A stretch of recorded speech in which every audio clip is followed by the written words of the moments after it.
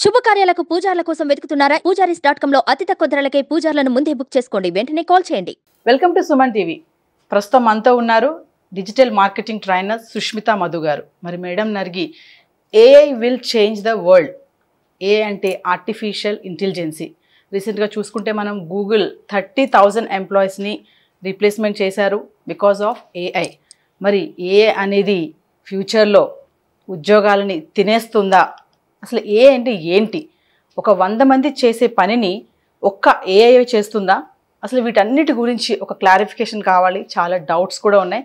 మరి సుష్మిత గారిని అడిగి అసలు వాట్ ఈజ్ ఏఐ అనేది తెలుసుకుందాం. Hi ma'am. నమస్తే. నమస్తే నవీన.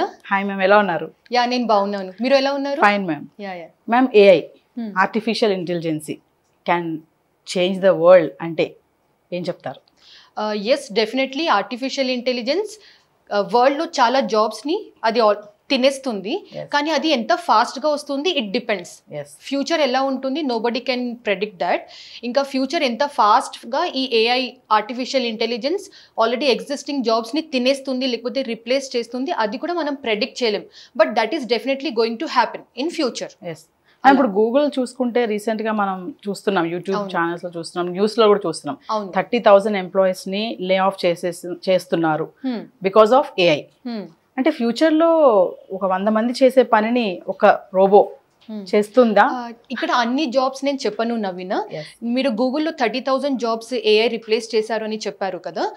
మొన్న మీరు చూస్తే పేటిఎం కంపెనీ కూడా 1,000 ఎంప్లాయీస్ ని వాళ్ళు జాబ్ నుంచి తీసేశారు.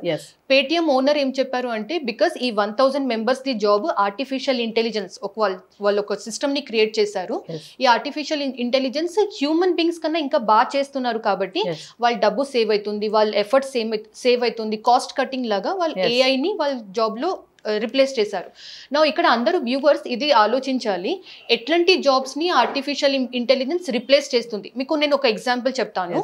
ఒక 2-3 ఇయర్స్ బ్యాక్, 2-3 ఇయర్స్ అయినా లేకపోతే బిఫోర్ కోవిడ్ వరకు కూడా చూడండి, కొన్ని వెబ్సైట్స్ మీరు విజిట్ చేస్తే మీకు ఇమీడియట్లీ ఒక expert chat, live chat option open అవుతుంటాయి కదా. మనం లైవ్ చాట్లో అక్కడ ఆపోజిట్లో ఉన్న ఎగ్జిక్యూటివ్స్, ఆ బిజినెస్ ఆ వెబ్సైట్ ఎగ్జిక్యూటివ్స్ వాళ్ళతో ఇమీడియట్లీ మనం చాట్ చేస్తూ మన క్వశ్చన్స్ అయినా మన క్వెరీస్ అయినా అన్ని సాల్వ్ చేస్తుంటాయి.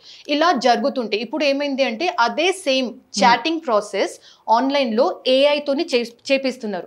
అంతకుముందు 100 members employees chat support executive లాగా జాబ్ చేస్తుంటే ఇప్పుడు సేమ్ అదే వర్క్ ఒక ఏఐ సిస్టమ్ చేస్తుంది.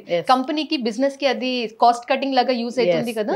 సో చాట్ సపోర్ట్ జాబ్స్ ఇవి అన్ని ఏఐ డెఫినెట్లీ రిప్లేస్ చేస్తుంది. సేమ్ అలాగే కాల్ సపోర్ట్ కూడా చూడండి, కొన్ని కాల్ సెంటర్స్ అయినా బీపీఓస్ అయినా ఈ కాల్స్ చేయడానికి వాళ్ళకి ఎంప్లాయీస్ అవసరం ఉంటుంది. కానీ ఐవీఆర్ సిస్టమ్ వచ్చేసింది, చాలా కాస్ట్ కటింగ్ అయింది ఐవీఆర్ సిస్టమ్ వల్ల. సేమ్ అలాగే ఆర్టిఫిషియల్ ఇంటెలిజెన్స్ ని కూడా ఈ కాల్స్ ఆన్సర్ చేయడానికి కూడా కొన్ని కంపెనీస్ యూజ్ చేస్తున్నారు. దీనివల్ల ఏమవుతుంది, కస్టమర్ సర్వీస్ లేకపోతే టెలికాలర్స్ జాబ్ ఇవి అన్ని ఏఐ స్లోలీ రిప్లేస్ చేయబోతుంది. దేర్ ఆర్ కొన్ని జాబ్సే, అంటే అన్ని జాబ్స్ నేను చెప్పను, కానీ ఎస్ కొన్ని జాబ్స్ని ఆర్టిఫిషియల్ ఇంటెలిజెన్స్ కూడా ఫ్యూచర్లో రిప్లేస్ చేస్తుంది. ఎంత ఫాస్ట్గా అది అవుతుంది, ఎన్ని కంపెనీస్ అది ఫాస్ట్గా ఇంప్లిమెంట్ చేస్తారు, that we have to wait and watch. ఒక విషయం చెప్పండి, ఏఐ రావడం వల్ల మనిషికి లాభమా నష్టమా? అంటే లాభమా నష్టమా, ఎవరికి లాభం అంటే ఏఐ మన జాబ్ ని రిప్లేస్ చేస్తుంది, మనం అప్ స్కిల్ అవ్వాలి, మన కొత్త స్కిల్స్ నేర్చుకుంటూ ముందుకు వెళ్ళిపోవాలి, వాళ్ళకి లాభం. కొందరు ఉంటారు కదా, నా జాబ్ వెళ్ళిపోయింది, నేను ఏడుస్తూ ఉంటా, నేను ఏం చేయను, నా బతుకు ఇంతే అని కొందరు ఏడుస్తూ ఉంటారు, వాళ్ళకి నష్టం. సో నేను అందరికీ ఏం చెప్తాను అంటే, ఏఐ జాబ్స్ని ఎలా రిప్లేస్ చేస్తుంది, మనం కూడా అట్లాంటి కొత్త స్కిల్స్ మార్కెట్లో ఏం వస్తున్నాయో అవి అన్ని నేర్చుకుంటూ వెళ్ళిపోవాలి. మ్యామ్, ఎలాంటి చేంజెస్ డైలీ చూసుకుంటే ఈ ఏఐ వల్ల ఎలాంటి చేంజెస్ అనేవి వస్తాయంటారు? అంటే ఇప్పుడు చూడండి, కోడర్స్ లేకపోతే సాఫ్ట్వేర్ డెవలపర్స్ అయినా వాళ్ళు అంతకుముందు చాట్ జీపీటీ మార్కెట్లో వచ్చే ముందు వాళ్ళు డిఫరెంట్ ఫోరమ్స్ అయినా గూగుల్ చేస్తూ వాళ్ళు చిన్న కోడ్స్ని ఫైండ్ అవుట్ చేస్తూ ఆ కోడ్ని వాళ్ళు ఉన్న ప్రాజెక్ట్లో వాళ్ళు ఇంప్లిమెంట్ చేస్తుంటే, ఇప్పుడు చాట్ జీపీటీలోనే ఒక మంచి ప్రాంప్ట్ ఇస్తే అది ఆటోమేటిక్లీ మనకు అంటే కావాల్సిన కోడ్ అది రాసి ఇచ్చేస్తుంది. సో చాట్ జీపీటీ ఒక ఏఐ టూల్, దీనివల్ల సాఫ్ట్వేర్ డెవలపర్స్ వర్క్ ఈజీ అయింది, రైట్? సో ఫ్యూచర్లో సాఫ్ట్వేర్ డెవలపర్స్ది కూడా కొంచెం వర్క్ ఎఫెక్ట్ అవుతుంది అని మనం ఎక్స్పెక్ట్ చేయొచ్చు. కానీ అగైన్ ఫ్యూచర్లో ఏమవుతుంది, నోబడీ కెన్ ప్రెడిక్ట్ దట్. మరి రిస్క్స్ అండ్ బెనిఫిట్స్ ఏముంటాయి?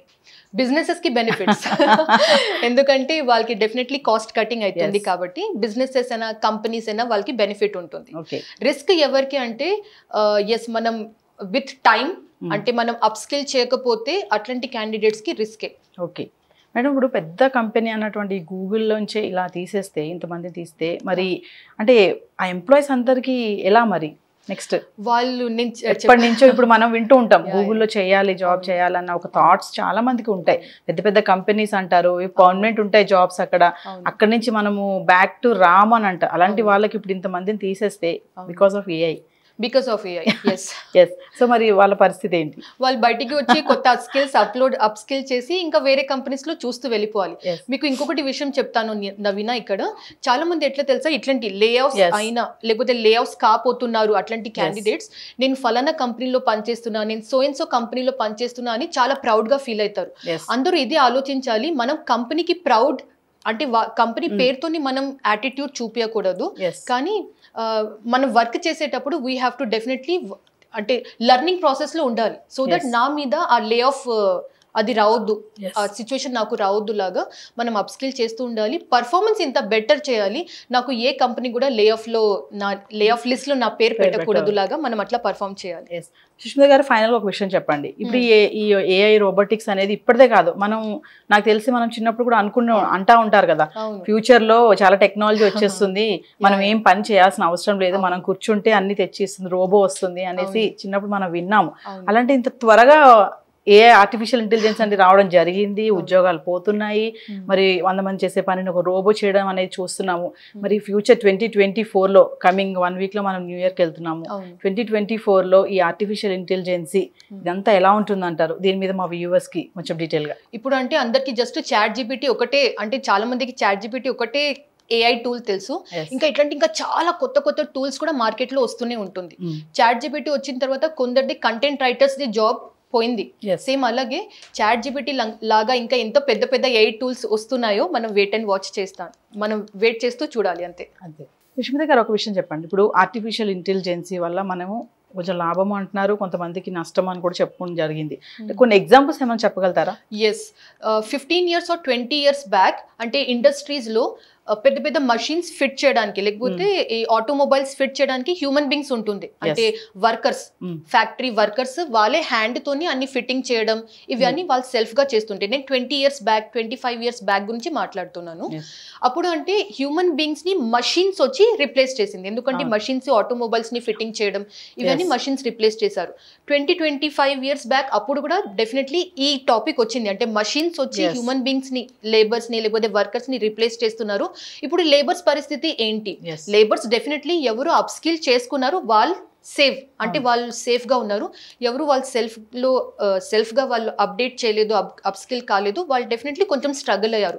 ఇప్పుడు కూడా సేమ్ సిచ్యువేషన్ వచ్చింది, ఇక్కడ మషిన్స్ ప్లేస్ లో రోబోట్స్ అయినా లేకపోతే ఆర్టిఫిషియల్ ఇంటెలిజెన్స్ వచ్చేసాయి. కాబట్టి నేను అందరు వ్యూవర్స్ కి ఇదే చెప్తాను, మీరు ఏం క్వాలిఫికేషన్, మీరు BA చేశారా, BSc చేశారా, బీటెక్ చేశారా, అది కన్సిడర్ చేయకుండా మీరు డెఫినెట్లీ అప్ స్కిల్ చేయడానికి ట్రై చేస్తూనే ఉండాలి. అప్ స్కిల్ కూడా ఏం చేయాలి అంటే ఏ స్కిల్స్ మార్కెట్లో ఇప్పుడు ట్రెండింగ్లో ఉంది, ఏ స్కిల్స్ ఇప్పుడు మార్కెట్లో చాలా డిమాండ్లో ఉంది, ప్లస్ మీ బ్యాక్గ్రౌండ్ ఏంటి, మీ క్వాలిఫికేషన్ ఏంటి, మీలో ఎబిలిటీస్ ఏమున్నాయి, దాని బేస్ మీద డెఫినెట్లీ అప్ స్కిల్ చేస్తూ ఉంటేనే మన జాబ్, మన కెరియర్ సేఫ్ ఉంటుంది. మేడం ఫైనల్గా ఒక విషయం చెప్పండి, ఆర్టిఫిషియల్ ఇంటెలిజెన్సీ కోర్స్ అనేది ఎవరు తీసుకోవచ్చు, ఎవరెవరికి సూటబుల్ అవుతుంది? అది అంటే ఆర్టిఫిషియల్ ఇంటెలిజెన్స్ లో డెఫినెట్లీ కోడింగ్ ఉంటుంది, ఇది నాన్ కోడింగ్ కెరియర్ కాదు. సో కంప్యూటర్ సైన్స్ బ్యాక్గ్రౌండ్ ఉన్న వాళ్ళు ఇది ఆర్టిఫిషియల్ ఇంటెలిజెన్స్ మీద కెరియర్ చూస్ చేసుకుంటే లేకపోతే కోర్సెస్ చేస్తే వాళ్ళకి సూటబుల్ ఉంటుంది. నేను కంప్లీట్లీ BA చేశాను, నాకు నాన్ కోడింగే ఇష్టం, నేను కోడింగ్ ఏం చేయలేను, అట్లాంటి వాళ్ళు కొంచెం స్ట్రగుల్ అవుతారు. ఓకే, సో ఫైనల్ గా AI వల్ల చాలా బెనిఫిట్స్ ఎక్కువ ఉన్నాయని చెప్పుకోవచ్చు. బెనిఫిట్స్ ఉన్నాయి, అప్ స్కిల్ చేస్తున్న వాళ్ళు, కొంచెం పాజిటివ్ మైండ్ సెట్ ఉన్న వాళ్ళకి డెఫినెట్లీ బెనిఫిట్స్ ఉన్నాయి. Thank you ma'am. Thank you so much. Thank you.